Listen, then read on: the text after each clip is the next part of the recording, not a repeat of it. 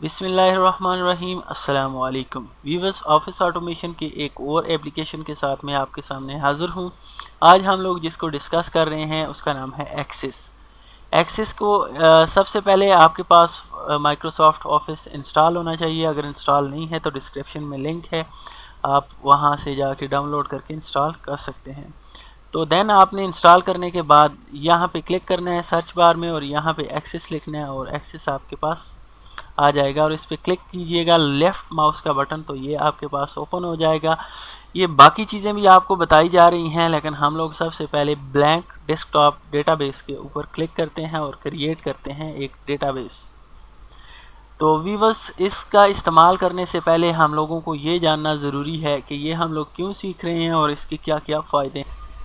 उसके लिए मैं कुछ आपके सामने यहाँ पे एग्जांपल्स रखूँगा, ठीक है, जिसको आपने लाजमी देखना है ताकि आपको डेटाबेस की समझ आए और इसी को लेके आगे हम लोग इस पे काम करने वाले हैं।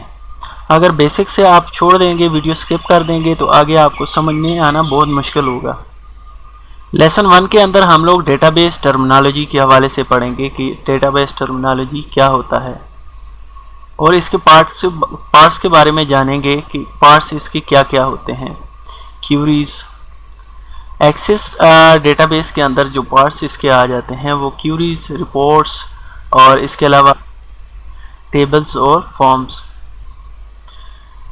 ये कंप्यूटर का एक ऐसा डेटाबेस होता है जो कि आपकी इंफॉर्मेशन जो होती है आपके पास, उसको स्टोर करने के लिए, उसको ऑर्गेनाइज करने के लिए और उसको मैनिपुलेट यानी कि चेंज करने के लिए आपको मदद करता है।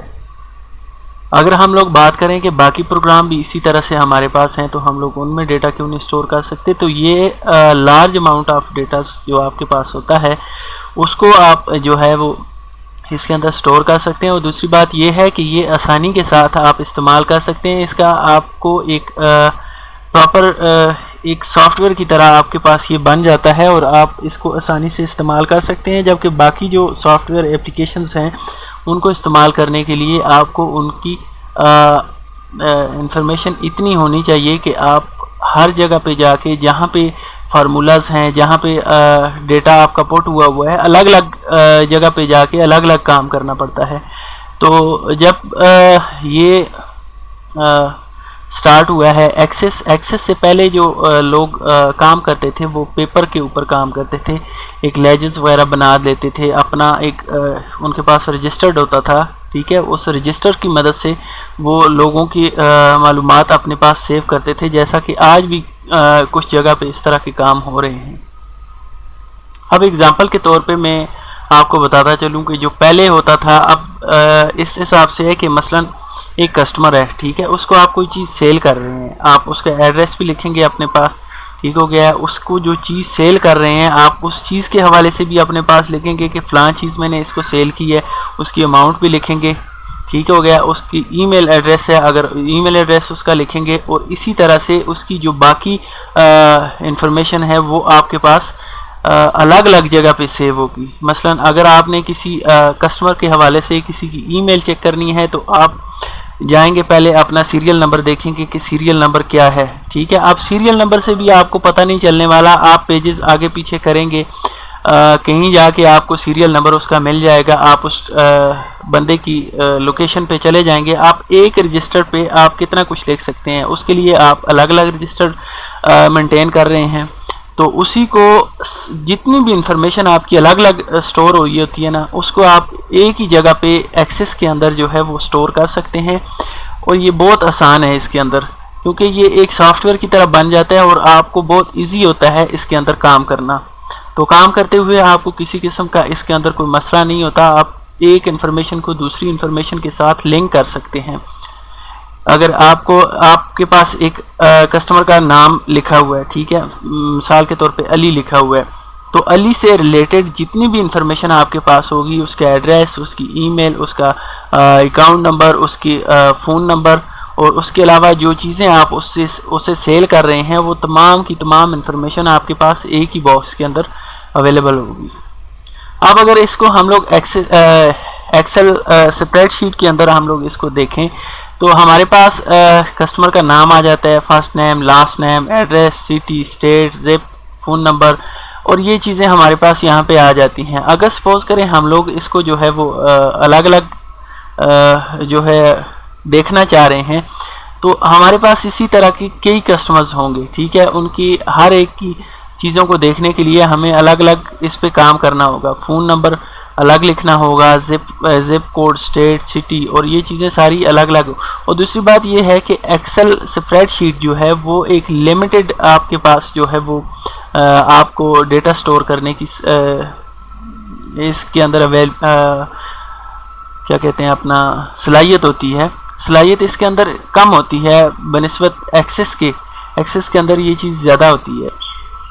अब इसी को अगर मैं आपको अलग करके बताऊं कि सपोज करें आपके पास एक डेस्कटॉप पे जो है वो एक सॉफ्टवेयर पड़ा हुआ है, ठीक है, जिसको आप ओपन करते हैं। यहाँ पे तो आपको अलग अलग हर एक की इन्फॉर्मेशन देनी पड़ती है, ठीक है। आप फ़ोन नंबर, एड्रेस, ये सारी चीज़ें हर कस्टमर के लिए अलग अलग लिखेंगे। अगर आप यहाँ पे सेम इसी जगह पे बाकी कस्टमर्स का भी नाम लिखते हैं तो आप सोच सकते हैं कि जब कस्टमर्स ज़्यादा हो जाएंगे तो आपके लिए एक्सेस करना इसमें कितना मुश्किल हो जाएगा, और हर एक को मेंटेन करना उसके हवाले से, तो ये काफ़ी लंबा और लेंथी प्रोसीजर। आप इसके अंदर आप रिलेशन बना सकते हैं, ठीक है। आपके पास एक ही बॉक्स बना होगा, उसी के अंदर जो है आप सारी इन्फॉर्मेशन दे सकते हैं और वो लिंक होगा बाकी इन्फॉर्मेशन के साथ, ठीक हो गया। मिसाल के तौर पे अगर आपके पास नाम है ना कस्टमर का, अगर आप यहाँ पे नाम पे क्लिक करते हैं ना, तो नाम से आगे जितने भी उसके डेटाज होंगे वो सारे के सारे, मतलब नाम, फादर नेम, और इसके अलावा उसकी आईडी, उसका ऑर्डर नंबर, ये सारी चीज़ें आपके पास होंगी। आप किसी एक पे भी क्लिक करेंगे तो आपके पास ओवरऑल उसकी इन्फॉर्मेशन एक छोटे से बॉक्स में आ जाएगी। उसमें से आप जो देखना चाहें उस कस्टमर के हवाले से वो चीज़ आपके सामने आ जाएगी। एग्जाम्पल के तौर पे अगर मैं आपको बताऊं तो आप देख सकते हैं यहाँ पे कितनी चीज़ें आपके पास आ रही हैं, ठीक है। अब अलग अलग आप करके अपने हिसाब से उसको एक सॉफ्टवेयर की तरह डिज़ाइन कर सकते हैं, ठीक है। जहाँ पे आपके पास कस्टमर आईडी होगी, कस्टमर नेम होगा, कंपनी नेम होगा, फ़ोन नंबर होगा, सेल नंबर, एड्रेस उसका होगा, और ये सारी चीज़ें आप एक ही, आप ये देखें सिंपल सा सॉफ्टवेयर बना हुआ है, तो इसके अंदर आप जो मर्ज़ी इंफॉर्मेशन दें और आसानी से एक्सेस आप कर सकते हैं। और ये बैक पे स्टोर कर रहा होगा, लेकिन आपको वहाँ पे जाके जो है बार बार चेंजेस करने की ज़रूरत नहीं होगी। यहीं से आपको ओवरऑल चीज़ें इसकी मिल जाएंगी, रिपोर्ट मिल जाएगी, और इसकी प्रिंट अगर आप निकालना चाहें तो जो जिस चीज़ के हिसाब से आप प्रिंट निकाल रहे हैं उसकी तमाम तार इन्फॉर्मेशन आपके पास आ जाएगी, रिपोर्ट वगैरह आप ले सकते हैं। और सबसे इम्पोर्टेंट आपको बताऊं कि ये जो है वो मतलब बहुत बड़ी कंपनीज जो हैं वो तो इस्तेमाल नहीं कर रही, लेकिन छोटी छोटी कंपनीज, ऐसा भी नहीं है कि बहुत छोटी, लेकिन छोटी छोटी कंपनीज जो हैं वो इसको एक्सेस को एज अपना सॉफ्टवेयर के तौर पे, डेस्कटॉप सॉफ्टवेयर के तौर पे इस्तेमाल कर रही हैं, क्योंकि इसके अंदर बहुत सारे फीचर्स हैं। अब हम लोग कुछ बात करते हैं parts of an Access database. अच्छा, और व्यूवर्स ये तकरीबन आपके अगर फ़र्ज़ करें कि कंपनीज आप सोच रहे होंगे कि कितनी बड़ी या छोटी होती है, तकरीबन आपके अगर 100 एम्प्लॉयज़ हैं ना, 100-150 एम्प्लॉयज़ हैं, तो उसको हैंडल करने के लिए ये एक्सेस आपके पास बेस्ट है। अगर हाँ इससे ज़्यादा हैं तो फिर बाकी सॉफ्टवेयर्स आपको इस्तेमाल करने होंगे, जिस तरह टैली हो गया, वो भी फ्री सॉफ्टवेयर है, उसको भी आप इस्तेमाल कर सकते हैं। तो मैं इंशाल्लाह उसके हवाले से भी लेक्चर्स लेके आऊँगा। तो अब हम parts of an Access database के हवाले से जानने की कोशिश करते हैं कि ये क्या है। An Access database consists of data and tools to work with that data. Means कि अगर एक्सेस के अंदर जो है वो एक तो डेटा आ गया, ठीक है, जो आप चीज़ पुट कर रहे हैं, और दूसरी चीज़ जिसके ज़रिए आप उसको हैंडल कर रहे हैं, और ये आपका काम आ गया है, ठीक है। 2-3 चीज़ें मिलके जो है वो डेटाबेस क्रिएट करती हैं। एक तो आपके पास जो डेटा हो जाता है और टूल हो जाता है, और तीसरा वर्क जिस हिसाब से आप उसको एडजस्ट कर रहे होते हैं, फॉर एग्ज़ाम्पल। और इसके अंदर क्या क्या टूल आ जाते हैं, तो टूल के हवाले से अगर हम लोग बात करें तो टेबल्स, क्यूरीज, फॉर्म्स, रिपोर्ट्स, और इसी तरह से जो ऑप्शनल हैं आपके पास मैक्रोस और मॉड्यूल्स, ये 2 आपके पास ऑप्शनल्स हैं, ठीक है, अगर इनको आप इस्तेमाल करना चाहें तो। लेकिन ज़्यादातर जो इस्तेमाल होते हैं वो टेबल, क्यूरीज, फॉर्म्स, रिपोर्ट्स। आप टेबल्स के अंदर आप जो आपका डेटा होता है वो आप स्टोर कर सकते हैं, और इसी तरह क्यूरीज के अंदर जो है आपका डेटा जितना भी आपका डेटा होता है उसको आप ऑर्गेनाइज कर सकते हैं। मिसाल के तौर पे ये जिस तरह से एक टेबल बना हुआ है, इस साइड पे क्यूरीज लिखा हुआ है और आगे उसके फंक्शंस लिखे हुए हैं। तो इसी तरह फॉर्म्स जो होते हैं वो आपके डेटा को डिस्प्ले करते हैं। ये जिस तरह से मींस फ़िलहाल हमारे पास यहाँ पे ये नज़र आ रहा है, ठीक है। अगर हम लोगों ने किसी चीज़ का कोई प्रिंट निकालना हो या कुछ इस तरह से कोई काम, कोई स्पेसिफिक चीज़ हमने देखनी हो, तो उसको शो करने के लिए फॉर्म्स जो हैं वो आपको हेल्प करते हैं। और इसी तरह से रिपोर्ट्स जो है वो प्रिंट आउट निकालने के लिए, या जो आप फाइनली साल के बाद या 6 मंथ जिस हिसाब से भी आपका होता है, तो आप जो रिपोर्ट निकालते हैं तो उसको शो करने के लिए, और उसके हवाले से ये काम आता है रिपोर्ट्स। कुछ काम आपके मतलब आप सामने कुछ चीज़ लिख रहे हैं तो वो उसी हिसाब से जो है वो अपने आप से होते हैं काम। मतलब सामने आप कोई डेटा लिख रहे होते हैं, फ़र्ज़ करें अगर किसी क्लाइंट का आप नाम लिख रहे होते हैं, तो उसकी सेटिंग आप जिस तरह से एक्सेल के अंदर आप कर रहे होते हैं कि उसके सामने आपने कोडिंग की होती है, फार्मूलाज लगाए होते हैं, तो उस वजह से वो काम हो रहा होता है। तो ये काम जो है वो मैक्रोज ऑटोमेटिक करता है, ठीक है। और इसी तरह से यहाँ पे आप प्रोग्रामिंग के थ्रू अगर कुछ ना कुछ इसमें चेंजिंग करना चाहें अपने हिसाब से, तो वो भी आप कर सकते हैं। अब इसी तरह से अगर हम लोग टेबल के हवाले से बात करें, तो टेबल के अंदर आप काफ़ी सारा डेटा जो है वो लिख सकते हैं, और टेबल आपको हेल्प करता है एक दूसरे से चीज़ों को सेपरेट करने में। मसलन यहाँ पे आप देख सकते हैं, ठीक है, ये कस्टमर्स के हवाले से है, फर्स्ट नेम आ गया, ठीक है, और इसी तरह से लास्ट नेम, कंपनी नेम, उसका फ़ोन नंबर आ गया, और इसी तरह से मुख्तलिफ़ किस्म के जो आपके पास कैटेगरीज होती हैं आपके काम से रिलेटेड, जो चीज़ें आपको चाहिए होती हैं, मसलन ईमेल एड्रेस या जिस तरह की भी कोई चीज़ें आपको चाहिए होती हैं, तो उनको आपके सामने जो आसानी के साथ लेके आता है, हेल्प करता है, वो टेबल होता है।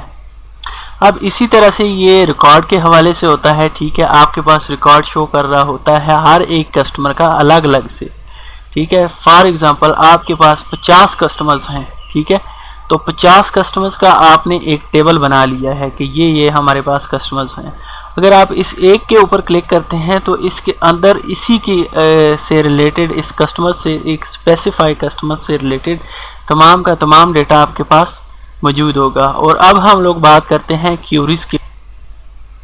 क्यूरीज जो होती है वो बेसिकली डिस्प्ले करने के लिए इस्तेमाल होती है, तो ये चीज़ें सारी आपको डिज़ाइन करने की ज़रूरत नहीं पड़ती, ठीक है। आपके पास एक बॉक्स आ गया है, इसके अंदर आप कस्टम अपनी अगर कोई नाम वगैरह लिखना चाहें तो लिख सकते हैं। अदरवाइज़ ये देखें यहाँ पे जो जो चीज़ें आपको चाहिए हैं, ठीक है, आप एक टेबल बना रहे हैं, तो क्यूरीज आपको हेल्प करेगी उस टेबल को क्रिएट करने के लिए, तो आप अपने हिसाब से उसको डिज़ाइन कर सकते हैं। मसलन आपने यहाँ से ये स्टेट सेलेक्ट की और स्टेट यहाँ पे आ जाएगी, और इसी तरह ज़िप, कंट्री, जो जो चीज़ें आपको रिक्वायर हैं, तो वो उस हिसाब से आप उसको इसमें लेके आ सकते हैं, और इसको अपने बहुत मतलब एक अलग अंदाज में आप इसको जिस तरह आप आसान समझते हैं कि आपको इस तरह से आपका सॉफ्टवेयर चाहिए, तो आप डेस्कटॉप एक्सेस का, माइक्रोसॉफ्ट एक्सेस का सॉफ्टवेयर उस हिसाब से डिज़ाइन कर सकते हैं, उस हिसाब से इसका डेटाबेस तैयार कर सकते हैं। तो जब ये टेबल बना लेंगे क्यूरीज की मदद से, उसमें चीज़ें पोर्टल कर लेंगे, तो ये फॉर्म्स एक किस्म का आपके पास रेडी हो जाएगा, ठीक है। मतलब आपने फॉर्म्स बनाना है, अगर किसी का रजिस्ट्रेशन फॉर्म्स है या किसी किस्म की भी कोई आपने सेटिंग करनी है अपने हिसाब से, तो ये देखें आप अपने हिसाब से उसको एडजस्ट कर सकते हैं कि यहाँ पे ये चीज़ आनी चाहिए, यहाँ पे ये चीज़ मतलब एक आसान, लेकिन ये होगा कि इसके बैक हैंड पे बहुत सारा काम हो रहा होगा। इस फॉर्म्स के अंदर आपके पास काफ़ी सारी चीज़ें आ जाती हैं, ठीक है। मसलन आप अगर कॉल बैक पे क्लिक करते हैं, तो इसके अंदर मज़ीद इसी तरह का फॉर्म्स बने होंगे जो आपको ये बता रहे होंगे इसकी प्रॉपर्टी से रिलेटेड आपके पास क्या क्या चीज़ें हैं, और सामने जबकि आपके पास एक बटन्स टाइप बनी होंगी चीज़ें जो कि आपको मतलब आपके जो इंटरफेस है उसको एक बहुत ही प्यारी लुक दे रही होंगी, जो कि हर बंदे के लिए समझना आसान है और इसको ऑपरेट करना बहुत आसान है। इसके बाद लास्ट हमारे पास जो चीज़ आ जाती है ऑप्शनल को छोड़ के, तो वो चीज़ें हमारे पास आ जाती हैं रिपोर्ट्स। आप देखें आपने अगर परचेजिंग की हो तो हर एक का अलग अलग जो है वो एक फॉर्म बना होता है, जो कि हर एक की सेटिंग अलग अलग की होती है। किसी का इनवाइस नंबर किस हिसाब से होता है, किसी की जो बिल आपको मिलता है वो अलग तरीके का होता है। तो इसी हिसाब से आप एडजस्ट कर सकते हैं अपनी प्रिंट रिपोर्ट को, या सालाना जो आप या 6 मंथ के हिसाब से जो आप रिपोर्ट जनरेट करते हैं, आप उसको अपने हिसाब से कर सकते हैं कि कहाँ पे आपका मतलब फाइनेंशियल ईयर्स आप अगर 6 मंथ का रखते हैं तो उस हिसाब से कि प्रॉफिट लॉस ये वो चीज़ें कितनी हुई हैं, क्या सेल प्रोग्रेस है, क्या प्रॉफिट की रेशियो है, ये सारी चीज़ें एडजस्ट कर सकते हैं। और इसी तरह से आप अपने प्रिंट के हिसाब से भी कर सकते हैं कि जो चीज़ आप प्रिंट करेंगे तो उसको इस हिसाब से प्रेजेंट होना चाहिए कि यहाँ पे हमारी प्रोडक्ट हो, यहाँ पे हमारी अमाउंट हो, यहाँ पे डिस्काउंट हो। तो आप अपने हिसाब से इसको बना सकते हैं। मैक्रोस एंड मॉड्यूल्स जो आपके पास आ जाते हैं, ये जैसा कि मैंने आपसे कहा था कि आपको कुछ न कुछ कोडिंग करने के बाद आप इसको एक प्रोफेशनल लेवल तक आप इसको डेस्कटॉप सॉफ्टवेयर को अपने डिज़ाइन कर सकते हैं। तो ये एडवांस लेवल के हैं, इसको भी हम लोग डिस्कस करेंगे। लेकिन फर्स्ट हम लोग जो बनाएंगे जो अपना सॉफ्टवेयर जो डेटाबेस बनाएंगे वो इनके बगैर बनाएंगे। अब इसी तरह से लास्ट हमारे पास जो आ जाता है कि डेटाबेस किस किस्म के हम लोग बना सकते हैं। तो जैसा कि हमारे पास स्टार्ट में यहाँ पे ये ऑप्शन आ जाते हैं, 2 तरह के आप डेटाबेस बना सकते हैं। एक आप ब्लैंक डेटाबेस जो कि आपके कंप्यूटर पे रन करेगा और अपने ऑफिस के अंदर आप लिंक करना चाहें तो बाकी कंप्यूटर्स के साथ भी लिंक कर सकते हैं इसको, इस सॉफ्टवेयर को बना के। और इसी तरह से कस्टम वेब ऐप जो आप बनाते हैं, इसको अगर वर्ल्ड वाइड आप ब्राउज़र के थ्रू अगर कनेक्ट करना चाहें तो बाकी कस्टमर्स के साथ कनेक्ट कर सकते हैं।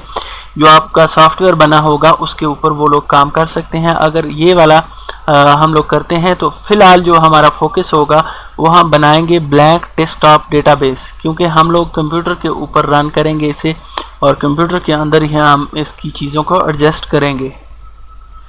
आपका काफ़ी टाइम ले लिया है लेकिन इंट्रोडक्शन लाजमी था, तो उम्मीद है ये क्लास आपको पसंद आई होगी। तो आपको पता चल गया होगा कि कैसे कैसे हम लोग इसको इस्तेमाल कर सकते हैं। तो नेक्स्ट क्लास से इंशाल्लाह हम लोग आगाज़ करेंगे। तब तक के लिए इजाज़त दीजिए, दुआओं में याद रखिएगा और चैनल को अगर आपने सब्सक्राइब नहीं किया तो काइंडली सब्सक्राइब कर लें। अल्लाह आपका हामी और नासर हो। अस्सलामु अलैकुम।